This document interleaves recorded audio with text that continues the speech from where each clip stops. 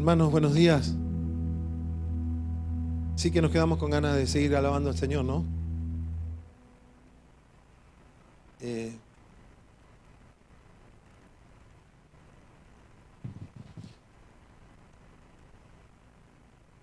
Bueno, antes que nada, buenos días otra vez. Que el Señor les bendiga. Estoy muy contento de estar esta mañana nuevamente con ustedes. Me he sentido muy bien entre ustedes, muy alegre, muy cómodo. Y yo espero que la palabra del Señor nos hable esta mañana. Estoy contento que estoy con mi hijo esta mañana. Él ya había venido a otros cultos. También vino Diego. Él es parte del equipo con que trabajamos en el Perú. Así que, bueno, tengo mi esposa y mis dos hijos están en Canadá. Así que ellos también, seguro que están contentos. No sé, pero seguro que están contentos también. Esta mañana quiero sumarme a la serie de la cual viene la iglesia predicando. Quiero saltar rápido al mensaje porque tengo mucho y no quiero pasarme del tiempo. Pues me dieron hasta las 2 de la tarde, entonces...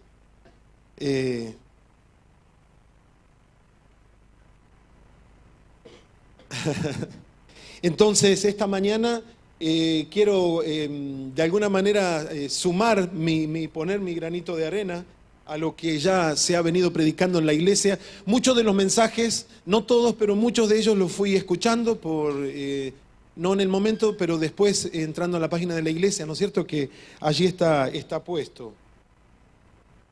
Así que... ahí está. Yo le quiero mostrar los temas de los que yo voy a hablar. Esta tarde vamos a hablar del tema de la siembra y de la cosecha. El próximo domingo vamos a hablar de la humildad y la codicia. Y el último domingo, el 1 de diciembre, vamos a hablar acerca de la simulación. Todos estos temas que están basados evidentemente en el libro de Proverbios, ¿verdad? Así que hoy vamos a hablar acerca de la siembra y de la cosecha. ¿Sabe? Solamente a modo de introducción,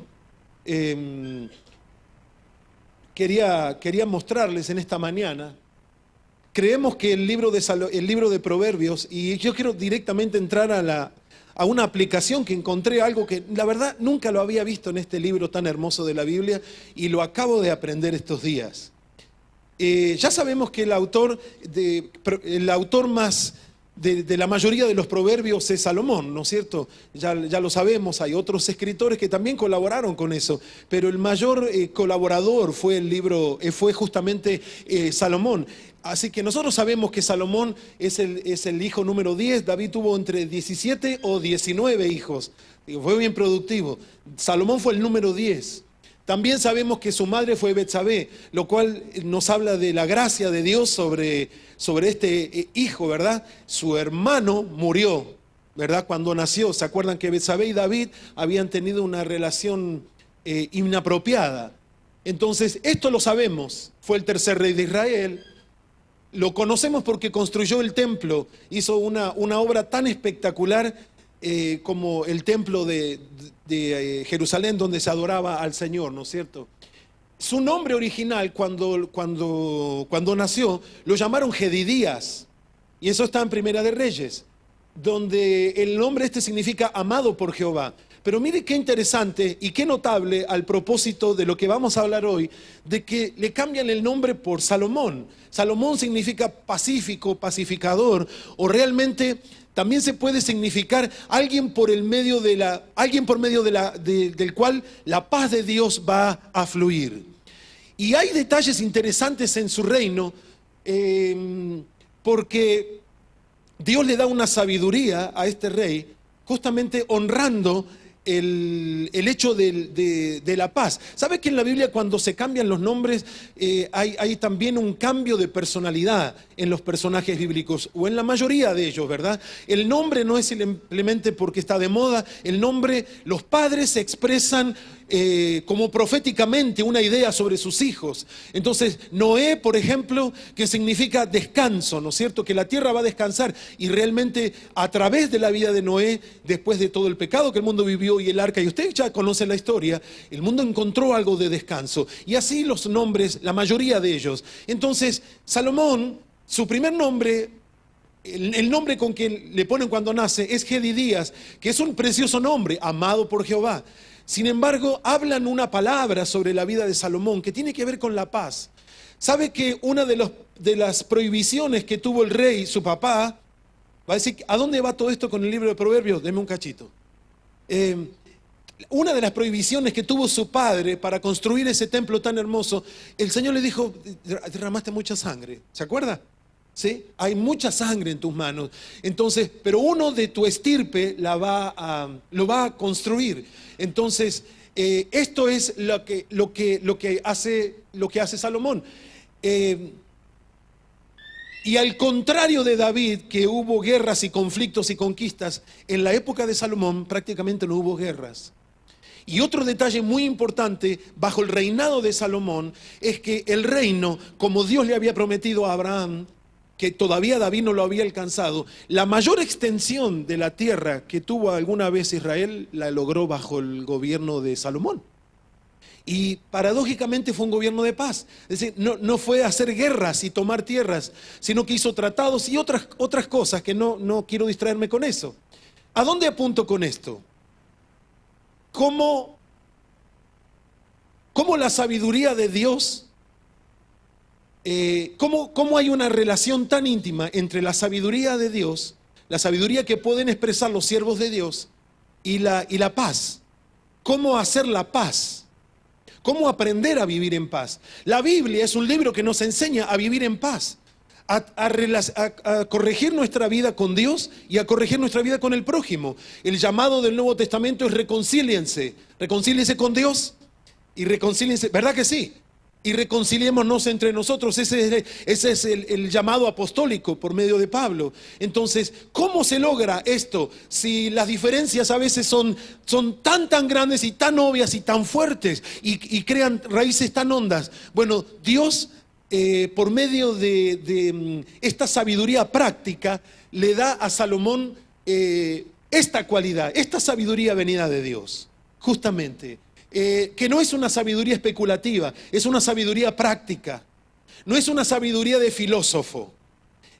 Otro detalle que es una sabiduría práctica, perdón, y quería hacerle una pregunta. Si usted sabía que este libro de Proverbios, la gran mayoría de esos proverbios son el resultado de un sueño.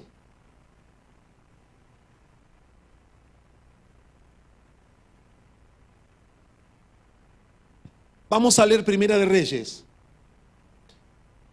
Dice que estaba Salomón y se le apareció Jehová a Salomón en Gabaón una noche en sueños y le dijo Dios, pide lo que quieras que yo te dé. Esto cuando era chico frotaba, ¿se acuerda de la lámpara de Aladino que le pedía 3 deseos? Bueno, esto no es Aladino, este es el Dios de los cielos. Salomón está dormido. Dios se mete en el sueño de Salomón y le dice eso. Quiero ponerlo a usted en esos zapatos. Yo me pongo también, o sandalias serían. Y dice, y Salomón dijo, así que lo que Dios le dijo fue corto, pídeme lo que quieras. Acuérdese que es un sueño. Entonces Salomón dijo, tú hiciste gran misericordia a tu siervo David, mi padre, porque él anduvo delante de ti en verdad, en justicia y con rectitud de corazón para contigo. Mire qué 3 hermosas cualidades, ¿verdad? Parece Miqueas 6:8. Y tú le has reservado esta tu gran misericordia en que le diste hijo que se sentase en su trono, como sucede en este día. Salomón está celebrando. Fíjese qué interesante. La primera respuesta al accionar de Dios no es, bueno, a ver, yo quiero, sino es reconocer lo que Dios había hecho. Y ¿sabe qué me llama la atención? Porque uno, cuando está despierto, uno está consciente de lo que hace, pero ¿le ha pasado que sueña cosas que usted no haría jamás en su vida? Es como que en el momento de sueño, no soy un intérprete de sueños, ni entiendo cómo funcionan, pero sé que cuando estoy dormido soy sumamente vulnerable. Y a veces tengo sueños preciosos, y a veces tengo sueños horribles. ¿Le pasa lo mismo que a mí? Sí. Sueños que hasta ni los quiero contar. Y otros sueños que son hermosos. En esa vulnerabilidad, me encanta esa vulnerabilidad en la que Dios encuentra a Salomón y le dice, antes de pedir cualquier cosa, Salomón reconoce lo grande que Dios había sido con su padre, con David. Y dice, ahora pues, Jehová Dios mío, tú me has puesto a mí, tu siervo, por rey en lugar de David mi padre. Yo soy joven y no sé cómo entrar ni salir. Entrar y salir era una terminología común en el Antiguo Testamento. Entrar tenía que ver con entrar a la ciudad, con entrar el ejército. Salir tenía que ver con sacar el ejército a la guerra. ¿Se acuerda? Saúl hirió a miles, David, ¿sí? Cuando la gente allí en la ciudad de Hebrón lo convocan a David para ungirlo como rey, le dicen, tú entrabas y salías con nuestros ejércitos, aun cuando Saúl era rey sobre nosotros. Entonces, esa terminología significa eso, ¿verdad? Es decir, la conquista, el poder. Y tu siervo está en medio de tu pueblo, al cual tú escogiste, un pueblo grande que no se puede contar ni numerar por su multitud. Da pues a tu siervo corazón entendido para juzgar a tu pueblo y para discernir entre lo bueno y lo malo, porque ¿quién podrá gobernar tu pueblo tan grande? Está soñando y le está respondiendo a Dios en sueño. ¿No le ha pasado alguna vez que justo cuando iba a abrir el regalo que alguien le da en un sueño lo despiertan? Dice, ¿por qué me despertaste ahora? Miren, menos mal que a Salomón nadie lo iba a despertar. Dios tenía un propósito con ese sueño, ¿verdad? Dice, ¿quién podrá gobernar tu pueblo tan grande? Y agradó delante del Señor que Salomón pidiese esto.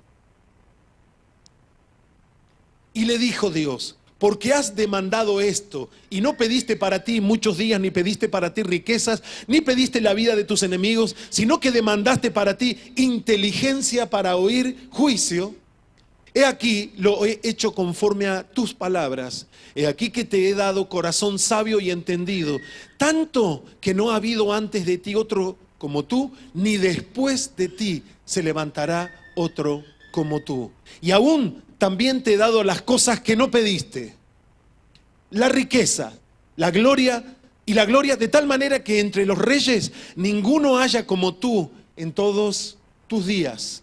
Y si anduvieres en mis caminos, guardando mis estatutos y mis mandamientos, como anduvo David tu padre, yo alargaré tus días. Ahí está Gabaón, el lugar en donde, no sé si lo alcanza a ver, ¿sí? Por allí. Ahí está la ciudad donde este rey tuvo el sueño. Y se despertó Salomón. El pasaje es más largo, termina que se despierta. Mire qué tremendo sueño. Al pedir la sabiduría para gobernar al pueblo, Dios le dio esa sabiduría que caracterizó la gracia que tuvo Salomón. Y Salomón, mientras se mantuvo fiel a Dios, esa gracia, mientras Salomón respondió con fidelidad a Dios, fue el hombre más sabio de la tierra. Yo creo, no lo leí en la Biblia, pero creo que después de haber tenido semejante sabiduría y haber metido las patas como las metió, creo que fue el hombre más desgraciado, ¿verdad? Sin embargo, nosotros no nos toca juzgar eso. Eso es algo que tiene Dios con Salomón, pero Dios nos regaló por medio de Salomón el libro de Proverbios como resultado de ese sueño. Yo nunca lo había visto eso así. Y a través, claro, conocía el pasaje. Y una cosa que se suele confundir, por ejemplo, la sabiduría, es con el conocimiento. Una persona que estudia mucho, es muy inteligente, se le dice sabio. Sin embargo, son dos cosas que van por dos caminos diferentes, ¿verdad? A veces se le llama sabiduría a la astucia, a la perspicacia. Nosotros le podríamos llamar como argentinos la viveza criolla, ¿verdad? Y nada tienen que ver con la sabiduría de Dios. Lo que Dios le estaba dando a Salomón no era simplemente dominar las artes, saber de biología, saber de plantas y tener entendimiento de la creación. Dios le había dado a Salomón el discernimiento de poder entender el corazón de Dios y poder ser inspirado por el Espíritu Santo y escribir la mayoría de los proverbios que están en el libro de Proverbios, y probablemente el libro de Cantar de los Cantares, y quizá Eclesiastés también. Entonces tuvo una vida prolífica de hombre sabio, descubriendo cosas que la naturaleza humana no las puede descubrir. Solemos confundir la sabiduría con información. Y esto a mí me parece terrible, que la información es buenísima y estamos conscientes de que necesitamos información. Digo, creo que cuanto más sabemos, cuanto mejor informados estamos en cualquier ámbito, siempre va a ser mejor para nosotros, siempre va a haber más efectividad en nuestra vida. Pero la sabiduría de Dios, ¿sí? Proverbios deja en claro que la sabiduría tiene origen en Dios. La sabiduría de los mensajes que usted ha venido escuchando durante todos estos meses, hermanos, y yo junto con usted algunas veces los domingos, tenemos que reconocer que el origen de esta sabiduría, el origen es Dios. Y el origen de esta sabiduría es tener una relación con Dios. No es simplemente una información que entra a nuestra mente como un dato. A ver, el conocimiento se adquiere a forma de diccionario, por ejemplo. Agarro un diccionario y puedo buscar la palabra, ¿verdad? En la letra C voy a buscar y voy a encontrar conocimiento. Pero en el diccionario, por más que lea lo que es sabiduría, a menos que venga de Dios a mi vida, no la voy a poder tener. Y ese es el privilegio que tenemos los hijos de Dios. Tenemos un enorme privilegio, porque mire, Efesios dice que para que el Dios de nuestro Señor Jesucristo, esta es la oración de Pablo, el Padre de Gloria, nos dé espíritu de sabiduría y de revelación en el conocimiento de Dios. Este es un privilegio que tiene la iglesia de Cristo. Bueno, yo me pondría contento, porque este es un privilegio nuestro, ¿verdad? Vamos a entrar al tema de la siembra y la cosecha. Esto se conoce como la ley inquebrantable, ¿verdad? ¿Sabe? En casa nos creció una planta y con mi esposa no sabemos mucho de plantas y es raro que crezca dentro de una maceta, de un potus, crezca otra planta. Y la planta va creciendo, está chiquita, no tenemos idea, no es un yuyo, es una planta. Y la olemos, la miramos, no sabemos qué clase de planta es. Vamos a dejar que crezca. Y algún fruto, alguna flor va a mostrar. Pero yo no la sembré esa semilla. Quizás tiré una naranja, una semilla naranja, no sé, bueno, generalmente no escupimos la semilla naranja en la cocina, ¿no? Pero no sé, si cayó una semilla dentro. Pero estamos esperando a ver que la planta crezca. Y tenemos incertidumbre porque no sabemos qué planta es. Porque yo no planté esa semilla. Si tengo certeza, y esto tiene que ver con mi mensaje, tengo certeza del fruto que puedo llegar a cosechar en mi vida, estando consciente de la semilla que he echado primero. Y creo que el creyente las personas podemos tener mucha paz sin temerle al futuro. ¿Por qué la gente se pone tan desesperada y tan ansiosa por conocer el futuro? Una definición de la palabra estrés es exceso de pensamiento en el futuro. Y en el futuro inmediato, como dentro de 10 años. O sea, ahora, ¿qué hago después del culto? Como en 20 años. Y me imagino que el pastor Rubén atenderá casos y conocerá a mucha gente con ese síntoma de estrés. Entonces, el tiempo va a decir lo que es esa plantita que creció en mi casa. Lo que yo sé es que si yo siembro una mala semilla, no voy a poder esperar, voy a ser muy ingenuo si cosecho una buena cosecha. Esto es un ajenjo, una de las plantas más horribles del mundo. Alguien me decía que parecería como la amargura de la bilis, no sé. El texto que creo que el pensamiento de Pablo está impregnado en los proverbios que ahora vamos a ver, que uso para esta parte, dice: no se engañen, Dios no puede ser burlado, porque todo lo que el hombre sembrare, esto también segará. Dios no hay manera en que Dios pueda ignorar qué clase de semilla es la que uno planta, ¿verdad? Entonces, mire, esta es la cicuta venenosa. Una poción de esta, si usted estudió filosofía o en la secundaria o en algún lado, escuchó el nombre Sócrates, bueno, ese fue un filósofo que lo condenaron a tomarse un tecito, digo yo un tecito, pero de esta misma plantita, ¿verdad? Y esto fue la manera en que lo ejecutaron. Es una planta venenosa. Entonces, no queremos tener nada que ver con una semilla. ¿Sabe? Hay semillas que pueden ser tan dañinas que que producen esta clase de resultados. Mira este versículo, Oseas 8:7, y todavía no entramos en los proverbios. Dice, porque sembraron viento, torbellino segarán. Está hablando de Israel. Miren la figura que usa. ¿Cómo? Claro, no se puede sembrar viento, es una manera simbólica de hablar. Pero quien siembra viento, de acuerdo a lo que dice Oseas, lo que va a cosechar es muchos vientos, es un torbellino. Entonces, en el Antiguo Testamento, esta ley inquebrantable del conocimiento de la siembra, de la ley de la siembra y de la cosecha, esta es una plantita de mirra. Mire, y esto es la resina de la mirra, lo que usan para el incienso. Ahora quizá lo recuerda en su nariz, ¿verdad? Qué diferente. Una semilla produce algo tan dañino y mortífero, y esta otra produce algo que cambia el ambiente y cambia el aroma. Así que esto es siembra y cosecha en el libro de Proverbios. El primer proverbio que vamos a ver en esta mañana es 1:31. Dice que comerán del fruto de su camino y serán hastiados de sus propios consejos. No sé si estoy yendo muy rápido, hermanos.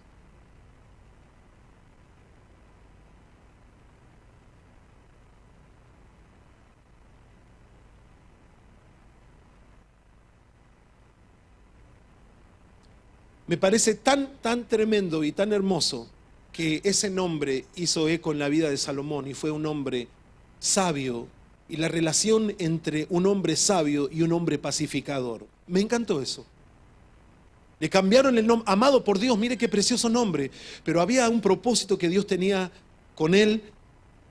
Es decir, ser amado por Dios es algo maravilloso para uno, pero me da la impresión de que Dios no solamente quería comunicarle algo a Salomón, sino quería comunicar algo a través de Salomón. Eso, amado por Dios, es comunicarle a Salomón, decirle de alguna manera, yo te amo. Cada vez que llaman su nombre, eres amado por Dios. Pero al llamarle Salomón, no es solamente comunicarle acerca de la paz a él mismo, sino que él como pacificador. Y esta relación de aprender la sabiduría para saber cuándo callarnos, la sabiduría para saber cuándo hablar, cuándo callarnos es oro. No sé si alguna vez le habrá metido un problema a su boca, pero yo creo que a mí me ha metido muchas veces en problemas. Mientras hay un dicho, hace unos años atrás los chicos eran chicos, estuvimos en un museo. En este museo del que escribió los libros de Huckleberry Finn, Huckleberry Hound, ¿se acuerdan estos libros de historias tan hermosos? Y se me fue el nombre ahora del autor. No Dickens. Mark Twain dice, mejor, dice, que pases por tonto, manteniéndote callado, y no que abras tu boca y no dejes ninguna duda. Él era muy filoso con las frases. Y digo, uy, eso me parece que me sirve. Entonces, vamos a esta parte del mensaje, porque me voy a quedar si no con la primera. Y van a decir, ¿era de Proverbios o no era de Proverbios? Entonces, este proverbio, tuve que hacer una selección porque hay un montón de estos proverbios que hablan de un acto y de una consecuencia. Y este dice que las personas van a comer del fruto de su camino. Camino es un sinónimo, es una otra manera de decir vida, ¿no es cierto? Es otra manera de decir, van a comer del fruto de lo que hagan.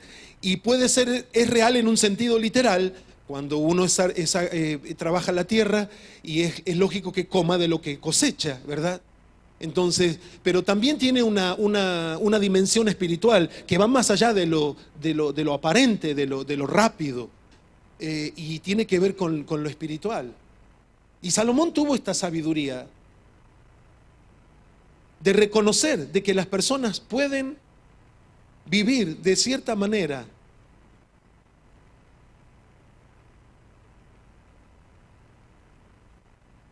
y quizá con este consejo que nos da en el capítulo 1 de este libro de Proverbios, nos quiere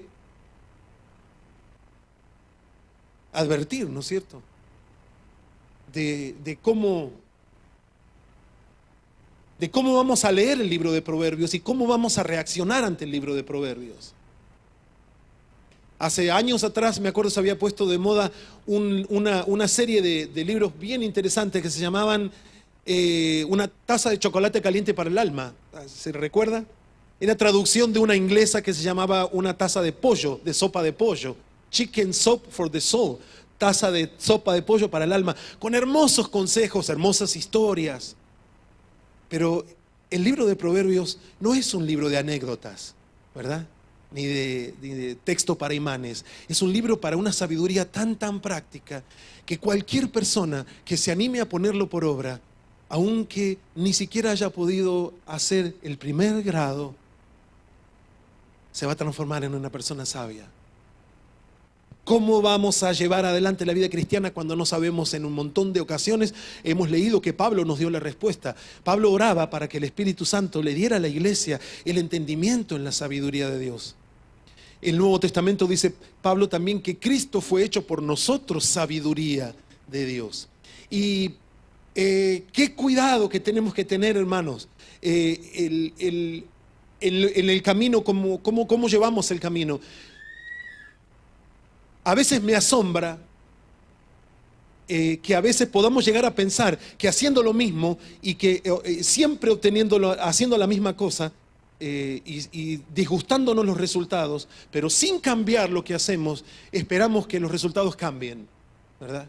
Y si no cambiamos la manera en que hacemos algo que nos sale mal, probablemente se va a repetir todo el ciclo de nuestra vida. Y me llama la atención cómo llega a la consejería la mayor parte del tiempo, probablemente de mucho. Bueno, en el caso nuestro somos mi esposa y yo nada más. No tenemos otros pastores a quien delegarlo, así que mucho tiempo del ministerio se pasa en consejería. Y es una parte, creo, fundamental en toda la iglesia del Señor, porque lo necesitamos. Pero, ¿sabe? Si las personas aprendiéramos a escuchar y a obedecer y no viniéramos a la consejería con nuestro plan hecho y dejáramos y oyéramos con oído abierto para escuchar lo que la palabra dice, lo que el Señor nos dice, yo creo que habría menos personas que vienen a la oficina a buscar diferentes resultados haciendo lo mismo que se le dijo que no haga 3 años atrás. Está en una relación que no debe estar y le decís una relación enfermiza, eso te está haciendo mal, te atrasa todo lo que Dios tenía para tu vida, parece que lo olvidaste, está atrasado completamente. No estoy hablando de la fidelidad de Dios que se niega, estoy hablando de tu respuesta a la fidelidad de Dios. Corta con eso y el Señor te va a dar la fuerza. Ay, pero esto y pero aquello y pero... Entonces es un ciclo enfermizo de esperar diferentes resultados sembrando la misma semilla. Y esto nunca va a suceder. Y si hay algo que hoy para usted y para mí esto aplica, hay algo que tenemos que cambiar. Ya sabemos lo que... ¿Sabe? La peor cosa que una persona puede hacer cuando busca consejería es ir ya con su plan listo. Porque hay personas que, en Canadá, ¿no es cierto? Que ya lo que esperan es escuchar lo que quieren oír, ¿no es cierto? Y con la sabiduría que Dios nos da y que la necesitamos, porque cada vez los consejos y los... A ver, yo me acuerdo que mi abuela cuando yo era chico me ponía a hacer la madeja que me fastidiaba, me ponía así clavado como... ¿Sí? ¿Alguno lo hacía? ¿Sí? Y dale, abuela, que yo quería ir a jugar y mi abuela miraba la novela y enrollaba y después venía otro y el otro y me volvía loco. ¿Sí? Entonces... el punto, el ovillo, sí, el ovillo, hacer el ovillo. El punto de lo que quiero decir e ilustrar, mis hermanos, es que a menos que estemos abiertos al consejo de la palabra de Dios, vamos a tomar la palabra de Dios como otra opinión. Y lo que le decía del ovillo, los líos en que estamos, los desafíos que tenemos hoy como iglesia, son cada vez un ovillo más enredado, una madeja más enredada. Más difícil, porque son más complejos. Y acá tenemos algo en Argentina que esperamos no tenerlo nunca, que tenemos en Canadá. Tenemos toda una dimensión de consejería que yo tuve que aprenderla allí. No la leí, no la aprendí en el seminario aquí, que es tratar con personas ilegales. Es decir, sin documentos, sin sus permisos para estar en el país. Y crea toda un hueco ético que por mucho tiempo no tenía la respuesta. Claro, la palabra de Dios también habla para eso, es suficiente. Pero esto es lo que quiero decirles. Si tomamos la palabra de Dios y los consejos de Dios como una opinión más, y no como el consejo de Dios, es decir, lo que Dios dice, haz esto y vivirás, haz esto y te va a ir bien.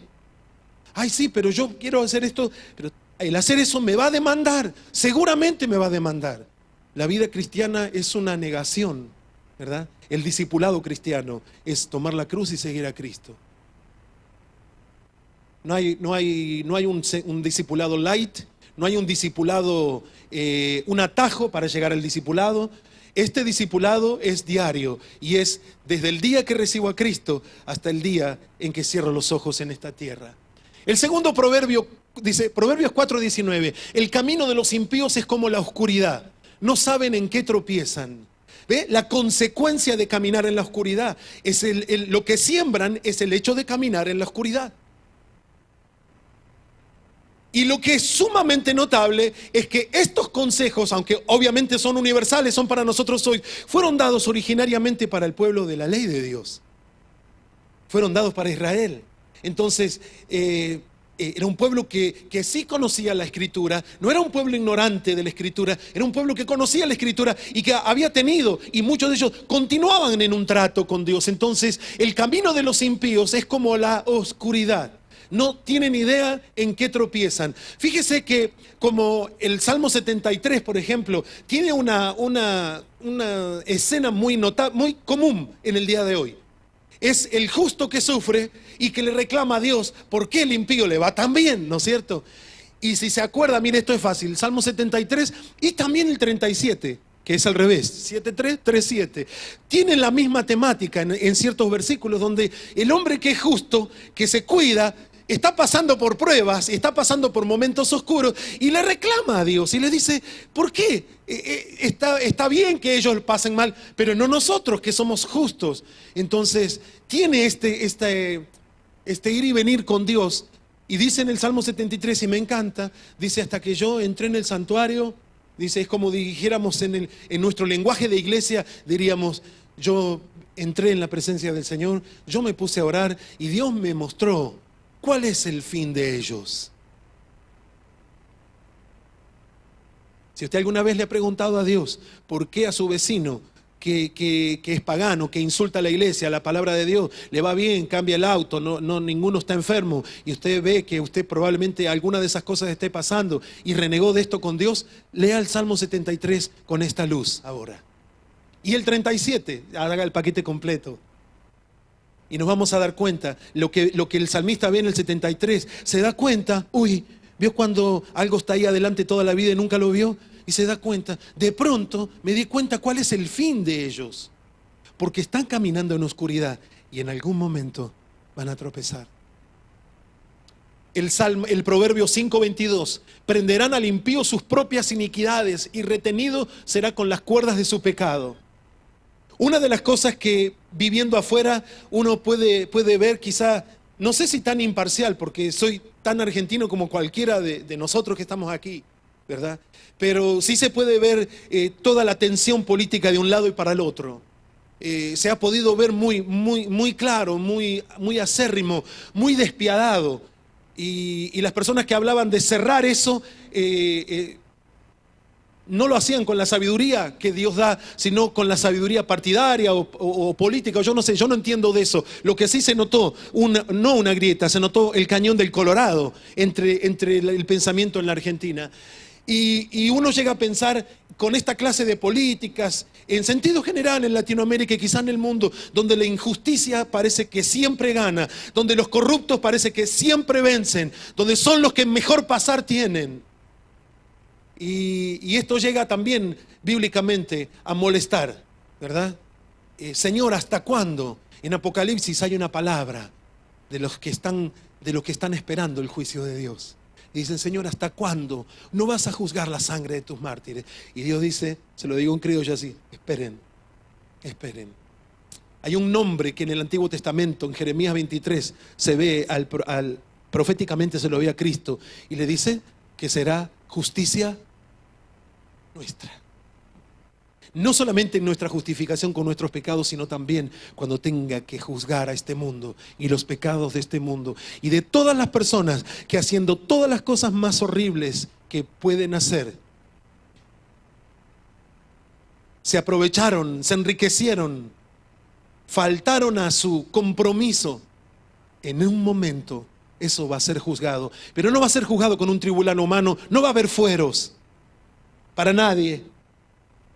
Van a ser los que están en Cristo y todo el resto. ¿Se acuerda Argentina contra el resto del mundo? Bueno, va a ser así más o menos. Va a ser los que están en Cristo contra el resto del mundo. Más o menos para que veamos lo radical que va a ser esto. Un momento, todas las iniquidades de este mundo van a ser juzgadas. Y este proverbio nos advierte. Esta es la manera del Antiguo Testamento con la luz que Salomón tiene. No es el apóstol Pablo, ¿verdad? Pero con esta luz que Salomón tiene, se da cuenta que estas propias iniquidades son como cuerdas. Son como amarras. Proverbios 6:2 dice: te has enlazado con las palabras de tu boca y has quedado preso en los dichos de tus labios. No voy a desplayarme mucho sobre esto. Proverbios habla una cantidad acerca de la manera apropiada de utilizar las palabras, ¿se acuerda?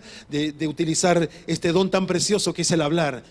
Así que vamos a pasarlo. Alborota su casa el codicioso, mas el que aborrece el soborno vivirá. Mire, el soborno. Algo que es sumamente dulce y común en toda parte del mundo, le aseguro. En algunos quizás más que en otros. Me acuerdo Marco Aguinis en uno de sus libros, creo que se llama El feroz o el atroz encanto de ser argentino. Él decía, Argentina crece de noche cuando los políticos duermen. Entonces, me encanta Marco Aguinis. Y él aquí... Salomón lo vio, pero lo vio del Espíritu Santo. El daño que le produce, no solamente a cualquier sociedad, sino a las personas, a la persona individualmente, el hecho de vivir sobornando. Y eso es una acción, es una semilla, la semilla del soborno, que causa un alboroto. Una palabra clave ahí es la codicia. Qué terrible que puede llegar a ser la codicia, ¿verdad? Cuando nuestra vida es gobernada por eso. También los proverbios hablan sobre la codicia. Proverbios 22:8 dice: el que sembrare iniquidad, iniquidad segará, y la vara de su insolencia se quebrará. Haga de cuenta que la vara para nosotros no es la vara con la que se dice que se corrija al niño, ni mucho menos es la vara como el cetro de la persona que gobierna, ¿no es cierto? Entonces es como el cetro que representa la autoridad, que representa una posición real en esta nación monárquica, es lo que se va a quebrar. Es decir, esa autoridad insolente con la que esta persona está actuando se va a quebrar. Porque lo que está sembrando es iniquidad. Es imposible que salga justicia. Y aquí permítame volver al punto de la consejería. Si está esperando un resultado diferente en algo que ha venido luchando, tratando de acomodar o de arreglar, de corregir a la luz de la palabra del Señor, pero no acepta hacer los cambios de rumbo que la palabra de Dios, esas coordenadas que tiene la palabra de Dios, se nos digan para acá y para acá, no podemos esperar algo diferente. ¿Y sabe qué sucede cuando las personas no reciben? Hablo de Canadá. Cuando no reciben lo que esperan sin cambiar, entonces el problema está en la iglesia. Y una salida muy rápida y muy fácil es: Dios me dijo que me tengo que ir de la iglesia. Entonces, cuando una persona juega la carta a Dios, ¿qué le va a decir el pastor? ¿No es cierto? Si te habló Dios, guárdame de no, aunque uno sabe todo eso. Entonces, en vez de confrontar lo que está mal y corregirlo, simplemente lo que hacemos en realidad cuando actuamos así es agarrar ese problema y llevarlo a pasear por todas las iglesias de Toronto. Porque la solución no está en cuál o tal, si es la iglesia es pentecostal o es bautista o lo que sea. La solución está en que la palabra de Dios sea aplicada como debe ser aplicada. Amén. Proverbios 26, 27 dice: el que cava foso caerá en él, y al que revuelve la piedra sobre él le volverá. Mire qué claro. Por eso, qué vigilantes debemos ser acerca de lo que estamos sembrando. ¿Cómo es que sembramos? Bueno, una manera muy apropiada, muy en primera instancia, los que tenemos hijos, sembramos en nuestros hijos, ¿no es cierto?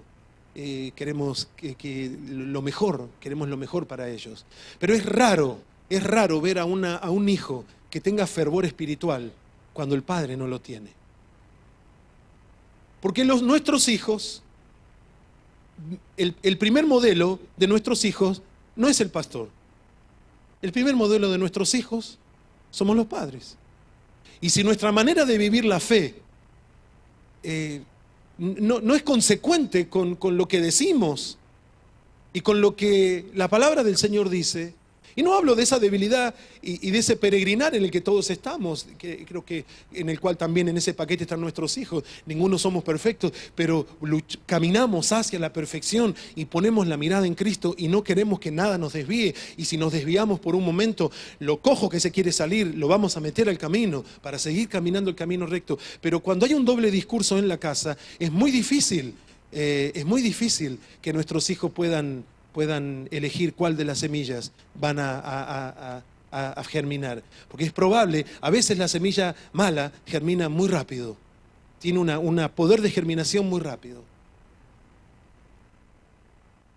Entonces, si somos personas chismosas, si somos personas metidas en la vida de los demás, si nos metemos en cosas en que no nos deberíamos meter, ¿sabe que estamos sembrando discordia? Estamos caminando en oscuridad y vamos a ser atrapados, como leíamos hace un rato. 30:33, ciertamente el que bate leche sacará mantequilla, y el que recio se suena las narices sacará sangre, y el que provoca la ira causará contienda. Mire qué interesantes las comparaciones, ¿no? Hasta grotesca, si se quiere, la segunda. El que se suena fuerte en las narices sacará sangre. Está hablando de una acción y de una consecuencia directa a esa acción. Hay una versión, no la pude poner allí. Hay una versión de la Biblia que se llama Nueva Biblia Española. Es una traducción que hizo un teólogo que se llamó Luis Alonso Schöckel. Es un teólogo católico, un hombre brillante. Y hizo una versión latinoamericana. Y encontró, después de muchos años de trabajo, todos los paralelos a los dichos que se dicen en Latinoamérica. Y no es como la Biblia gaucha. No es como la Biblia gaucha. Es como mantiene... estos dichos y estos idioms que nosotros usamos en Argentina y en otros países, y es muy, muy interesante. Espero para el otro domingo le voy a mostrar algún ejemplo. Pero mire qué clarito si bate fuerte la mantequilla, la leche, se va a hacer manteca. No es otra cosa sino que la consecuencia de lo que se está produciendo. Entonces, conclusiones ligeras. Bueno, lo de Gálatas lo vimos. La sabiduría de Dios no debe confundirse con información, con inteligencia. Y con quien el conocimiento lea, léalo, todo lo que encuentre, léalo si quiere. ¿Sí? Quiere sabiduría, vengamos a la palabra, vengamos al altar, vayamos a la presencia de Dios, relacionémonos con Dios. Fue por un sueño en que Salomón escuchó a Dios que tenemos casi todo el libro de Proverbios, porque esa sabiduría le fue otorgada en ese momento. La tercera conclusión: la sabiduría es el resultado de una relación con Dios. No es la información acerca de Dios. ¿Sabe? Vivimos en una época muy privilegiada en muchas cosas. En esto, por ejemplo, nuestro hermano nos decía hoy acerca del aire acondicionado. Qué comodidad tan linda, ¿no es cierto? Y de todo lo que tenemos. Sin embargo, mis hermanos, todas estas ventajas que nosotros tenemos hoy pueden llegar a ser tan grandes ventajas como distracciones si no ponemos la mirada en donde tiene que estar puesta, ¿verdad? El resultado de la sabiduría no es aprender más y tener una respuesta para cada cosa. Sabe que a veces una persona que tiene sabiduría de Dios muchas veces no va a tener, y sé que le habrá pasado muchas veces a ustedes, a los pastores aquí, que no tenemos todas las respuestas. No somos el libro gordo de Petete. Y estoy hablando de una generación ya, usted sabe a quién le estoy hablando. Pero Dios es tan bueno y tan generoso con su Espíritu Santo que cuando no sabemos qué hacer, cuando no sabemos qué camino, Él dirige nuestros pasos. Debemos poner suma atención a nuestra semilla.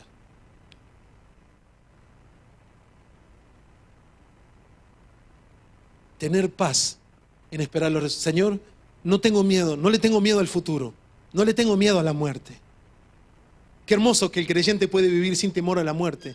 La Biblia dice que las personas libres de albedrío estaban esclavizados por el temor a la muerte. Vivían esclavizados a Satanás por el temor a la muerte. Bien fuerte. Nosotros no tenemos que temer. Y no deberíamos temer de que aquellas cosas que hemos sembrado crezcan. ¿Y sabe qué? Y si sembramos mal, el cristianismo ofrece algo que ninguna otra religión en el mundo ofrece. Y le aseguro que las estudié. El cristianismo nos ofrece a Cristo, que es nuestra justificación, la redención de nuestros pecados. Y si alguno hubiere pecado, abogado tiene para con el Padre a Jesucristo el justo, ¿verdad? Qué hermosura y cuánta paz puede tener nuestra alma. De estar seguro de que si hemos sembrado mal, y sabemos que lo que viene puede ser una bomba de tiempo, no tenemos idea qué es lo que va a venir. Tenemos en la iglesia una familia muy linda y la ecografía era, de acuerdo a la ecografía, se iba a llamar Josué. Y la ecografía hizo que pintaran el salón de celeste, el cuarto de celeste, y que se le pusiera Josué, ¿sí? Pero ese Josué se llama Darlene. Inesperado, los padres no supieron hasta que nació, ¿no es cierto? Que ellos creían una cosa y era otra completamente, así que pintaron rápido ahí, pero ese Josué se llama Darlene. Que aquel día no nos sorprenda inesperado, sino sin preparación. Venimos a Cristo, hermanos. Mire cuánta paz podemos tener de que si hemos sembrado mal, Él lo va a poder, Él nos va a ayudar para que hagamos lo bueno. Ninguno de nosotros somos infalibles, cometemos errores. Y si hemos sembrado lo bueno, que por supuesto que estoy seguro y es ciertísimo que lo hemos hecho, ¿cuánta paz podemos tener? Que si no vemos que ahora está saliendo lo que hemos sembrado, le quiero dejar esto, que no lo puse allí. Es el Salmo 1. El Salmo 1 habla del hombre justo. Y el hombre justo dice que es como un árbol. Dice que está plantado junto a un río, ¿sí? Y dice un versículo, una línea allí que siempre me bendijo mucho. Dice que da su fruto en su tiempo. ¿Vio que dice así el Salmo 1? Que da su fruto en su tiempo. A veces los tiempos que Dios maneja, o muchas veces, o casi siempre, no son nuestros propios tiempos. Pero si sembramos lo bueno, tenga paz. Tenga paz que el Señor va a dar el fruto en su tiempo. Así que termino con este versículo de Isaías. Díganle al justo que le va a ir bien. Díganle al justo que le va a ir bien. Esto es el mismo pensamiento de los proverbios. ¿Por qué va a ser el justo? Porque va a comer del fruto de sus manos. Señor, en esta tarde te queremos agradecer. Sinceramente, Señor, por tu gran amor, por tu palabra, por tu riqueza, Señor, por todo lo que tú has hecho en nuestras vidas, Señor. Y porque tu Espíritu Santo nos ha dado la sabiduría, Señor, la capacidad de escuchar tu voz, Señor. Y como decía la canción que cantamos, de fijar nuestros ojos en Cristo.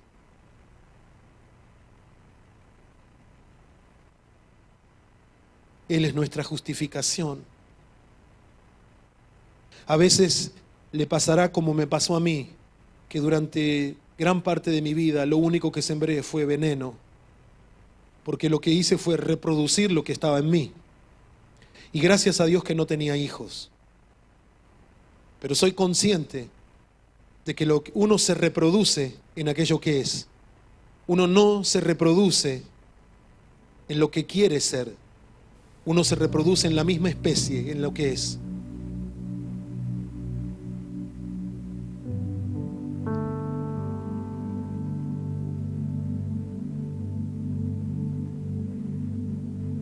Si necesitas sabiduría de Dios en esta mañana para saber dónde está lo que se sembró mal,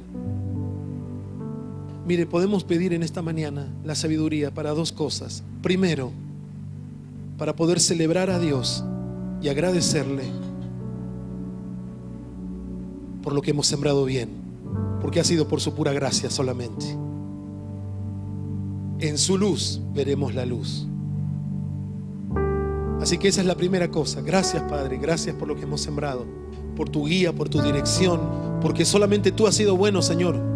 No ha sido por nuestra pericia, sino ha sido por tu gran sabiduría, tu gran amor. Pero también, como te damos gracias, Señor, te pedimos que nos ayudes a poder descubrir,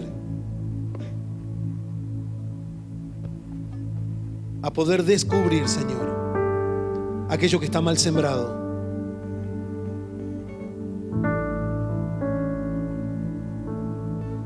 Para que en tu nombre lo arranquemos.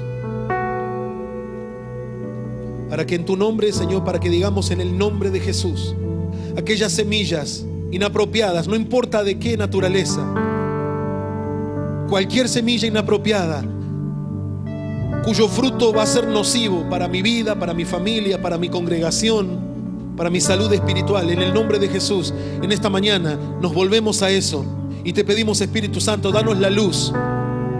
Danos la luz. Danos luz, Señor, para darnos cuenta. Tú le mostraste a Zaqueo, Señor. Zaqueo, Señor, promovió la restitución cuando se dio cuenta todo lo que había hecho mal, todo lo que había sembrado, y el odio que la gente tenía a las personas como Zaqueo eran simplemente el resultado de una conducta previa de Zaqueo. Y él se dio cuenta de esto, y para Zaqueo fue eso, fue devolver a todas las personas que les había estafado. No necesariamente es eso igual a nosotros. Cualquier cosa que sea, si es posible hacer restitución, entonces que el Espíritu Santo nos traiga la luz. Si hay que hacer una llamada, si hay que hablar con alguien que no está acá en la provincia, no está en la ciudad, para arreglar algo, yo le animo a que lo haga. Le animo a que el enemigo no tenga ninguna parte en nosotros. Si hoy sabemos, por la luz de este mensaje, no por el predicador, han tenido predicadores todos estos domingos y todos estos años, y específicamente todos estos domingos sobre los proverbios, pero les hablo sobre la voz de Dios, el Espíritu de Dios, que está en cada uno de nosotros. Si está escuchando esa voz, no nos resistamos. El Señor le va a ayudar. Gracias, Señor. Gracias, Señor.